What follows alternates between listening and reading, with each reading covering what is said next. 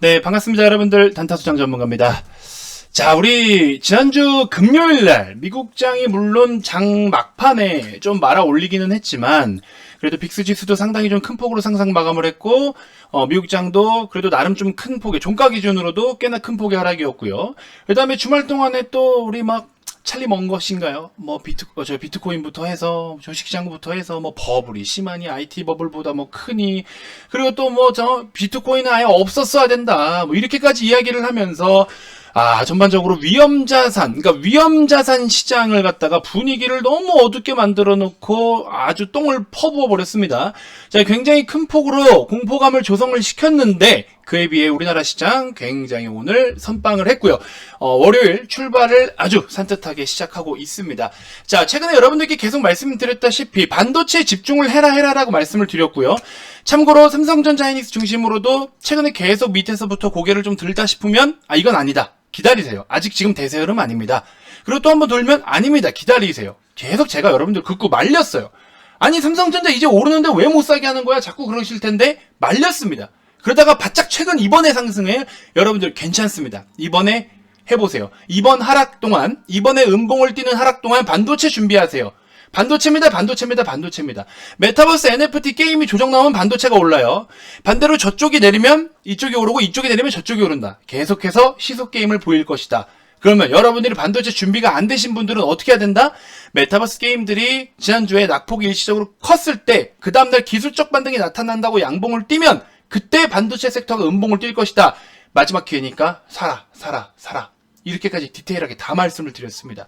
영상을 꾸준하게 보신 분들은 이런 스토리를 이해하고 계실 거고 집중해서 보지 않으시는 분들이나 아니면 그냥 뭐 잠깐 오늘 뭐 오랜만에 보거나 처음 보시는 분들은 또 공감을 못 하실 텐데 자, 일단 이번 영상에서 여러분들께 무엇에 대해 말씀을 좀 드릴 거냐? 아니, 시장 전체적으로 잘 가고 있는데 무난해요. 근데 국내장 포함해서 전 세계 시장 역대급 대폭락이 온다고 이렇게 많은 분들이 또 이야기를 하십니다. 어떤 분께서는 누구라고 언급드리기는 어렵지만 내 살면서 여태껏 보지 못한 역대급 대폭락이 온다라고 이야기하시는 분들도 계시고요. 그분들의 의견을 반박하고 싶진 않아요. 그렇게 올 가능성도 물론 있기 때문에 제가 여러분들께 좀 전달해드리고 싶은 내용은 뭐냐면요. 항상 시장이 좋지 못하면 비관론자들이 더 나와서 이야기를 하고요. 시장이 좀 오른다 싶으면 낙관론자들이 나와서 또 강력하게 이야기를 합니다. 이것은 늘 주식시장, 자산시장에서 항상 있는 일이에요. 그렇기 때문에 여러분들은 중립 입장에서 냉정하게 평가할 것들을 평가를 하셔야 된다라고 말씀을 드리고 싶고요. 자, 이번 하락장 여기서 뭐 대폭락이 또 나오니 많이 거품이 꺼지니 많이 버블장이니 뭐니 여러 가지 이야기를 하는데 이것에 대해서 중립 입장에서 비관적이지도 낙관적이지도 않은 중간 입장에서 여러분들이 현실적으로 시장을 바라보고 대응할 수 있는 것에 대한 그거에 대한 핵심적인 내용들을 브리핑을 좀 드려보겠습니다. 굉장히 중요한 전략이 될 것 같은데 잘 좀 참고해 주시고요. 자, 본격적인 시작에 앞서서 여러분들 구독, 좋아요, 알림 설정부터 한 번씩 꼭 부탁드리겠습니다. 자, SK 하이닉스 기준으로 했을 때, 시세 잘 가요. 반도체 뭐 다시 살아나나, 그죠? 음운도 돌파해서 대세적인 추세 나오고, 다 좋아요. 다 좋은데, 구간별로, 가격대별로 굉장히 악성 매물들이 좀 많다 보니까, 넘어야 할 산이 가파르고 높을 뿐, 여전히 좋은 모습으로 긍정적인 흐름을 계속 이어가고 있고요. 삼성전자 중심으로 했을 때도, 반도체 오랜 좀 침체와 진짜 어려움이 있었잖아요. 1년 내내 힘들었잖아요. 근데 지금 간만에 좀 제대로 돌려주고 있다라고 저는 생각이 들어요. 이런 구간에서부터 기다리세요. 팔아라. 아니다. 더 빠진다. 저 오르는데요? 아니야. 기다리시라고. 여기서 이제 우리가 조금만 확인을 좀 한번 해보자. 이번 상승은 좀 틀릴 것 같으니까 조금만 좀 확인을 해보자. 그리고 음봉을 뛰는 도중에도 좋다. 이거 준비하세요. 반도체 준비하셔야 된다. 그래서 하락간에 반도체 준비를 잘 했더니 이제 제대로 올라오면서 수익이 점점 더 커지고 있어요. 그래서 메인 종목 코리아 서킷 오늘도 이 정신 나간 녀석이 혼자 나홀로 질주를 열심히 하고 있어요. 안 팔아요. 반도체가 이제 물이 들어왔잖아. 반도체 물 들어오기 전부터 오름세를 보였는데 반도체 물 들어오면서 더 대세적인 상승이 나오잖아요. 안 팔아요. 좀 있으면 100% 수익 갑니다, 이제. 아시죠? 메인 종목인 거. 잘 갑니다. 자, 여러분들 지금처럼 오름을 이렇게 가파르게 보이고 있는 종목은 함부로 섣불리 팔지 마세요. 심지어 특히나 이 실적을 띄면서 실적을 가지고 가는 녀석들은 함부로 팔지 마세요. 그럴 상황이 아니에요. 그렇게 대응하는 건 지금 시장 컬러랑 전혀 맞지 않습니다. 그렇게 팔 필요가 전혀 없습니다. 아시겠죠? 자, 그러면서 코스피 지수 한번 볼까요? 코스피 지수가 안타깝게도 연중 최저점을 기록을 했었습니다. 연중 최저점을 기록을 하면서 많은 분들을 너무나 힘들게 했어요. 나름의 가치 투자, 나름의 우량주, 나름의 대형주로 포트를 구축을 해서 돈을 좀 벌어보겠다고, 이 어려운 정말 경기 흐름을 속에서 여러분들 돈을 벌어보겠다고 총대 메고 들어왔는데 너무 힘들었어요. 그죠? 근데도 오르는 놈이 있으니까 또 저쪽으로 좀 쫓아 들어가 볼까 하다 보면 고민하는 동안에 이미 너무 많이 올랐기 때문에 뒤늦게 쫓아 들어가면 또 내가 거기가 꼭지점이야. 그죠? 다 겪으셨을 거예요. 그러니까 반템포, 한 템포만 미리 좀 생각을 바꿔주면은 충분히 좋은 성과가 나타날 수 있는데 보통의 개인 투자자분들이 그렇게 하긴 어렵죠. 그러니까 여러분들 뭐 영업적인 멘트 살짝 조심스럽게 썩지만 근데 한편으로는 이게 그래서 여러분들이 전문가의 도움이 필요하다라는 거예요. 내가 지금 운동을 하고 있는데 아니 이게 고질적인 문제를 해결하지 못해. 근데 이것만 해결하면 진짜 뭔가 잘 될 것 같거든. 그죠? 그럼 그것만 해결하면 되는데 그거를 이제 내가 일정 비용을 투자해서 레슨을 받아보고 하다못해 데일리로 한 번만 레슨을 뭐 일회성으로 받아보더라도 비용을 투자했지만 레슨비를 투자했지만 그걸 고치니까 내가 하고 있는 운동이 너무 재밌어져. 그죠? 뭔가 많은 변화가 생겨. 이러면은 한 번쯤은 투자를 볼 필요가 있는 거예요. 그래서 리딩 서비스라는 것 자체가 여러분들 뭐 물론 진짜 요즘에 사기꾼들이 너무 많아요, 솔직히. 저도 어디 가서 제 주변 보니까 뭐 저희 뭐 부모님의 뭐 지인분들도 그렇고 주주토 구독자이신 분들이 은근히 많더라고요. 저희 채널이 지금 9.9만입니다. 많이 컸죠? 잘 컸어요. 또 많이 컸습니다. 여러분들이 이렇게 만들어 주신 거예요. 다시 한번 감사드린다라고 뜬금없이 한번 말씀을 좀 드려보는데 아무튼 그래서 단타수장이라는 이 브랜드 저를 은근히 많이 아셔요. 되게 좀 보람차고 뿌듯하고 흐뭇해요. 근데 어디 가서 좀 떳떳하게는 말을 못 하겠어요. 왜냐? 저를 모두 다 100% 모든 분들이 저를 만족할 수는 없고요. 또 심지어 이 유사투자자문업이라는 인식이 너무 안 좋아요. 사기꾼들이 너무 많아. 말도 안 되는 종목들을 투자시키고 마냥 존버하고 그냥 뭐 말도 안 되는 식으로 막 가입비용 막 몇백만 원씩. 그래서 어디 가서 저도 뭐 너 무슨 일 하냐 그러면 떳떳하게 나 단타수장이에요 하면은 아는 사람한테는 뭐야? 너가 단타수장이야? 이렇게 좀 진짜 그러고 싶어요. 저도 그런 그림을 그리고 싶은데 어디 가서 말을 못 합니다. 사실. 그래서 그냥 증권 쪽에 그냥 이래요. 저도 명함도 만들어 놓고 명함 들이밀지는 못해요. 저도 그런 상황입니다. 그러니까 여러분들 정말 양심적으로 하고 성실하게 하는 저뿐만 아니라 누군가 또 있으면요, 그런 채널들이 있으면 그런 채널들은 열심히 전파시켜줘서 좋은 분위기를 만들어 주셔야 됩니다. 여러분들이. 그래서 이런 사기꾼들을 다 밀어내야 돼요. 아시겠죠? 아무튼 이야기 너무 길어졌는데 다시 좀 돌아와서 본론에서 이야기를 좀 드려볼게요. 자, 우리 시장에 대해서 브리핑을 좀 드릴 건데 요것만 빠르게 말씀을 드리면서 영상 마무리하겠습니다. 자, 최근에 계속 이슈가 되고 있는 게 뭐예요? IT 버블 그 이상의 버블이다라고 우리 또 멍거 님께서, 멍거 부회장께서 이야기를 좀 하셨어요. 워렌 버핏의 회사 버크셔 회사의 부회장 찰리 멍거죠. 자, 우리 어르신이 97세예요. 좀 있으면 3년 뒤면 이제 100세가 되십니다. 아무튼 그분인데 저는 이렇게 생각해요. 버블이라는 것은요. 결국에 버블이라는 거는 평가를 받아야 될 적정 가치 수준의 그 이상의 이상을 이야기합니다. 자, 그 이상의 이상이라고 저는 표현을 하고 싶어요. 이따가 이제 무슨 뜻인지 다 이해가 되실 텐데 예시를 한번 제가 들어볼게요. 이거를 제가 우리 VIP님들께 오전 교육을 좀 해드렸는데 이거는 구독자분들도 한번 좀 같이 보셨으면 좋겠다는 생각이 들어서 좀 공유를 해드립니다. 짧게 좀 예시를 들어볼 텐데 예시입니다. 자, 예를 들어서 연봉 1억인 사람이 있습니다. 연봉 1억, A씨가 연봉 1억이에요. 연봉 1억이면 많이 받죠? 연봉 1억인데, 자, 이분이 연봉 1억인 상황에서, 시중은행에서 가가지고, 시중은행에서, 주거래은행에서, 주거래은행이라고 할게요. 주거래은행에서 대출 2억 원을 승인받아 이용 중에 있어요. 근데 일단은 연봉 1억이긴 한데 현재 정부 규제상 규제상 연봉의 2배, 그렇죠? 연봉의 200%까지가 맥스라고 쳐볼게요. 가정입니다. 맥스라고 가정. 그랬을 때 이 사람은 연봉이 1억인데 대출을 2억 받았으니까 어떻게 돼요? 연봉이 2배 받았죠? 그러면 어떻게 됩니까? 더블. 연봉이 200%면 100%. 100%가 연봉이 맞네 200%. 그래서 2억 원을 받았어요. 그러면 어떻게 돼, 이 사람은? 자기가 받을 수 있는 적정 수준에서 맥시멈으로 잘 받은 거예요. 금리도 쌀 것이고. 그래서 연봉 1억인 사람이 대출 2억 받아가지고 이자 내는 거, 뭐 그렇게 크게 무리는 아니에요, 솔직히 말하면. 이 정도 수준이면 적정 수준이야. 근데 이 사람이 갑자기 추가 자금이 필요하네? 추가 자금이 필요. 사용 목적은 어디야? 투자를 하겠다고 해요. 추가 자금이 필요해가지고 은행에서 1금융에서 받으려고 하니까 1금융 부결입니다. 왜? 1금융 내에서 받을 수 있는 거는 최대로 맥시멈으로 다 받았잖아요. 그죠? 1금융의 부결. 그러면 이 사람이 이제 어디로 갑니까? 2부터 3, 4금융까지 가겠죠. 까지 간다. 그랬을 때 2금융이나 3금융 입장에서 봤을 때 3금융 입장에서 보면 어때요? 심사 기준이 좀 다르죠? 어떻습니까? 이 사람 연봉 1억이고, 지금 연봉 1억인 사람이 대출 2억 받은 상황이면은 다 저금리일 거고, 무난하네. 월납금 크게 문제 없겠네. 그러면 우리 거는 금리를 조금 더 높게 줘서, 쓸 거면 써라 하고 줘보자. 얼마 필요해? 추가로 1억이 필요하대요. 추가 2억이 더 필요하다고 쳐볼게요. 추가로 2억이 더 필요한 상황이야. 2억이 더 필요한 상황이에요. 근데 이제 금리가 좀 세. 한 10% 정도 금리야. 그죠? 그럼 이제 부담이 슬슬 됩니다, 여기서부터는. 그죠? 그럼에도 쓸래 말래 쓸 수 있어요. 그러면 이것까지는 어때요?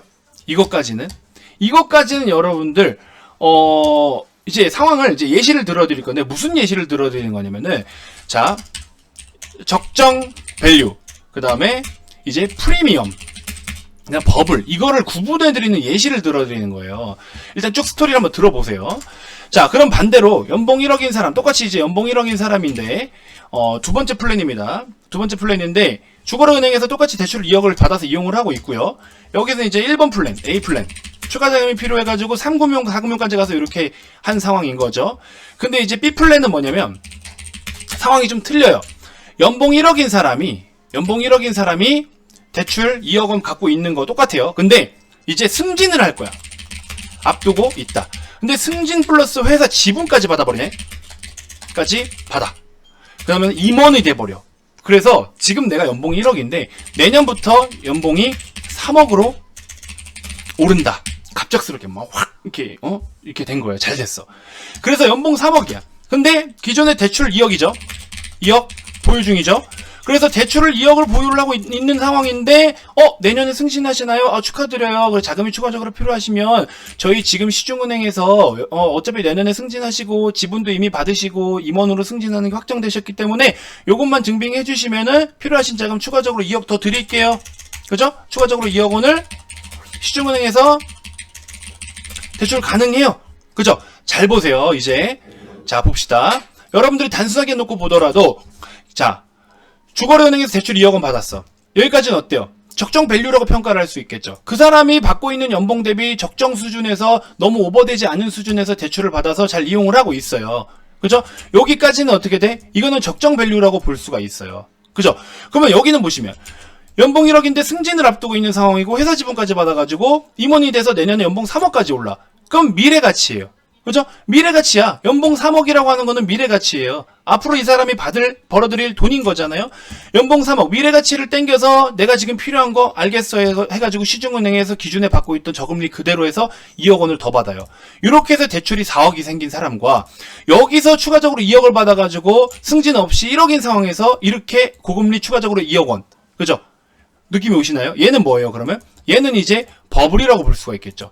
잘못하면 터져버릴 수도 있어. 그리고 이게 감당이 안 될 수도 있단 말이야. 이 1억 가지고. 근데 반대로 연봉 1억인 사람이 승진을 앞두고 있기 때문에 연봉 3억으로 오르는데 기존의 대출 2억 원에 짊어질 수 있는 적정 수준에서의 금리 포함해서 2억 원으로 4억을 지고 있어.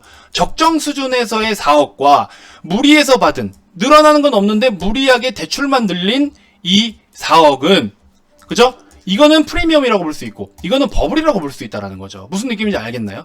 똑같은 상황이지만 이 사람이 앞으로 나아지고 있는 것에서 이걸 보고서 해줬기 때문에 이거는 프리미엄이라고 볼 수 있어. 아직은 연봉 1억이긴 하나 앞으로 받을 것이 3억이고 지분까지 받은 게 있고 임원으로 승진된 내역이 있기 때문에 최종적으로 공지가 떴기 때문에 이 사람은 해줘도 되는 사람이야. 그러니까 다 예시입니다, 여러분들 전부 다.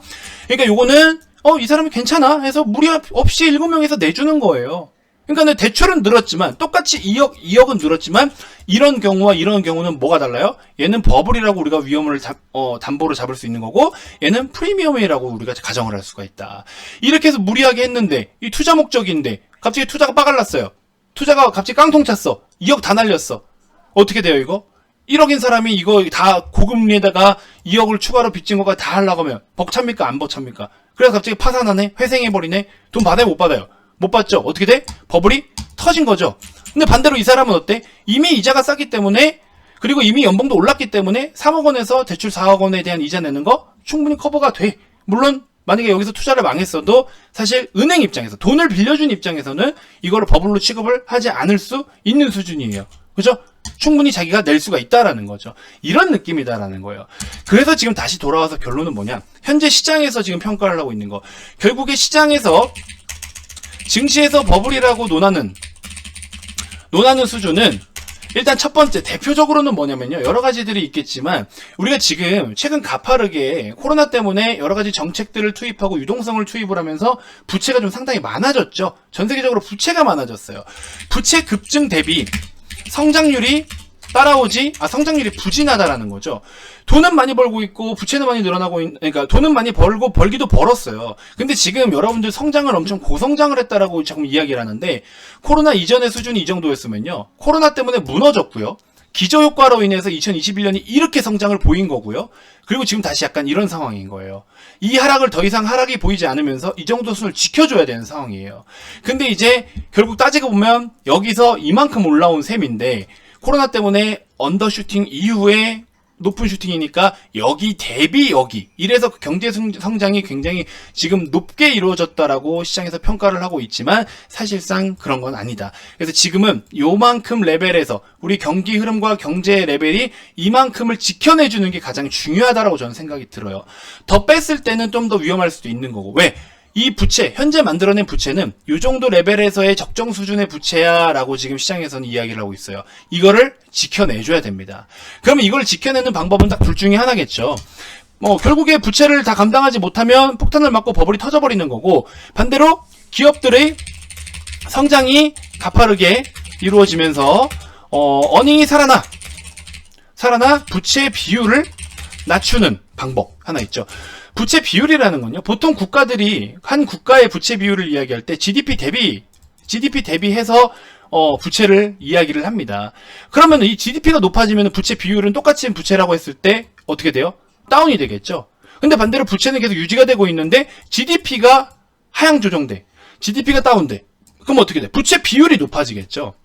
그래서 기업이든 국가든 부채를 자꾸 논할 때는 이 부채에 대한 비율을 따집니다. 그럼 그 부채에 대한 비율을 논할 때는 뭐를 기준 잡아?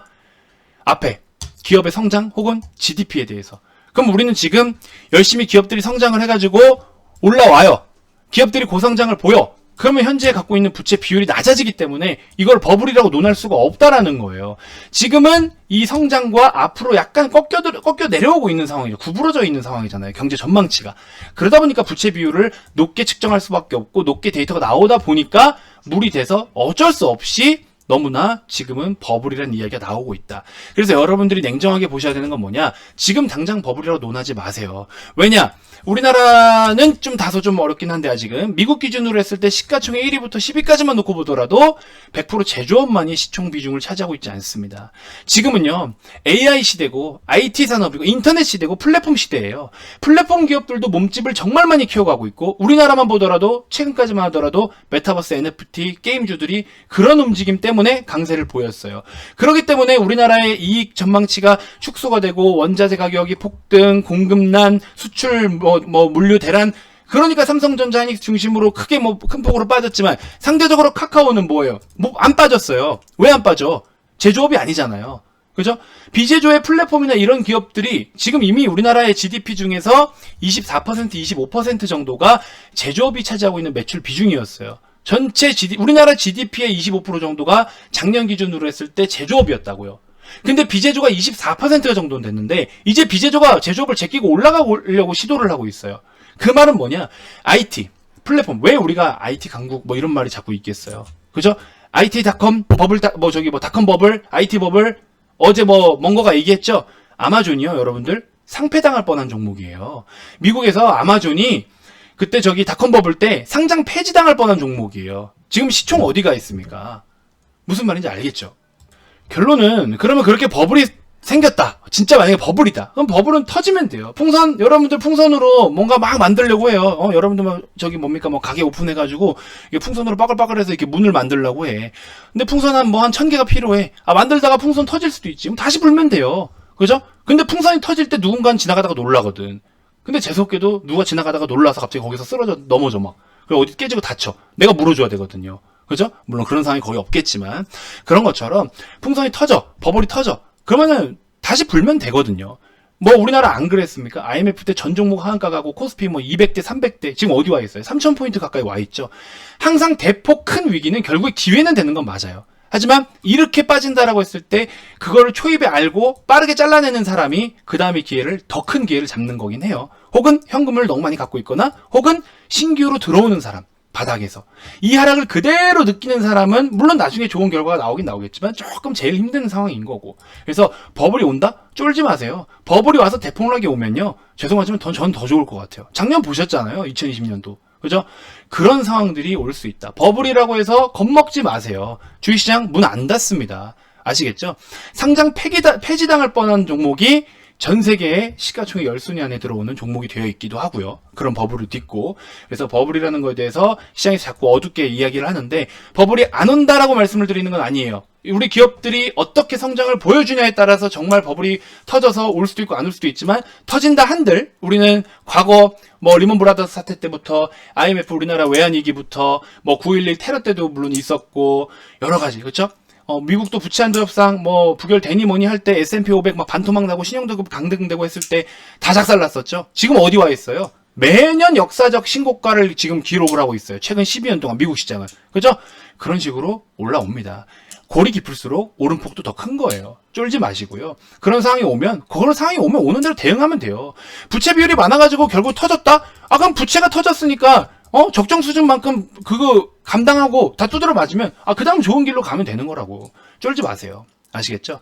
자, 일단 이번 영상 길어지니까 이렇게 해서 마무리를 좀 해드리고, 시장에서 자꾸 뭐 역대급 내 살면서 못 본 폭락장 온다, 못 본 폭락장 오면 못 본 상승장이 또 올 수도 있는 거예요. 겁먹지 마세요, 여러분들. 상황에 맞게 하면 되고, 그거 뭐 쫄고 겁먹는다고 해서 무조건 지금 당장 뭐 내일 급락 나올 것처럼 이야기하는데 그렇게 쉽게 폭락 안 나옵니다. 뭐 코인 시장 다 작살난다라고 하는데 죄송하지만요, 전 세계적으로 지금 코인 시장에 다 들어오고 있는 돈이 얼만데 그걸 갖다가 지금 기업들도 코인하고 같이 연계해가지고 사업을 지금 하고 있는 기업들이 상당히 많아요. 리플 같은 거 송금하는데 1분밖에 안 걸리잖아요. 그러니까 그거 가지고 서로 송금하고 다 해요. 이미 지금 상용화가 되어가고 있다고요. 우리 암호화폐 시장도. 그걸 어떻게 워렌 버핏이 이거 저거 다 거품이다, 개거품이다. 그것도 갑자기 문 닫을 수 있어요? 저기 지금 시가총액 규모가 얼마고 저기 전 세계에서 투입된 돈이 얼마인데 저게 쉽게 무너질 것 같습니까? 못 무너져요. 그러니까 비관적으로 자꾸 이야기하시는 분들 이야기가 그걸로 인해서 시장을 막 혼란스럽게 하고 두드려 패고 이러는데, 제발 그런 분들 본인들도 투자자면서 왜 자꾸 그렇게 시장 분위기를 어둡게 만드는지 모르겠어요. 이거 영어로 해야 알아듣나? 아무튼 여러분들 너무 그렇게 겁먹을 필요가 없다. 다시 한번 말씀드리면서 이번 영상 이렇게 마무리하도록 하겠고요. 자, 오늘 저는 또 역시나 너무나 좋습니다. 말씀드린 것처럼 메인 종목이 이렇게 잘 가주니까 저도 사람인데 메인 종목이 잘 가면 기분이 좋죠. 오늘은 조금 단기적인 수급이 들어온 것 같아서 살짝 아쉽긴 하지만, 아무튼 여러분들 진짜로 주식으로 돈을 벌고 싶다 하시는 분들, 단순하게 내일 이거 사서 오르고 이거 그런 게 중요한 게 아니에요.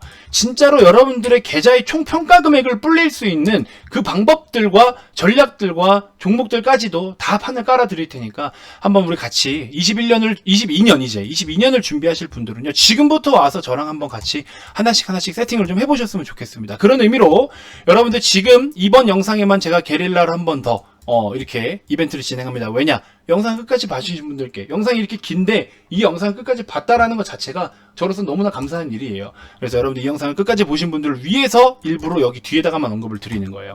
여러분들 성함 뒤에 숫자 88, 홍길동 88 이렇게 해서 문자로 이 번호로 문자 발송해 주시면 기존 30일에 추가 30일, 60일에 추가 60일 더 드리겠습니다. 아직 늦지 않았어요. 뭐 지금 당장 갈 거 중요한데 우리가 지금부터 또 준비를 해야 될 것들이 있고 전략적인 게 굉장히 중요하기 때문에 같이 좀 우리가 하나씩 호흡을 좀 맞춰가 봤으면 좋겠습니다. 아시겠죠? 자, 많은 관심 부탁드리고요. 다음 영상에서도 제가 또 더 좋은 정보들로 여러분들께 인사드리도록 하겠습니다. 자, 지금까지 단타수장 전문가였습니다. 고맙습니다.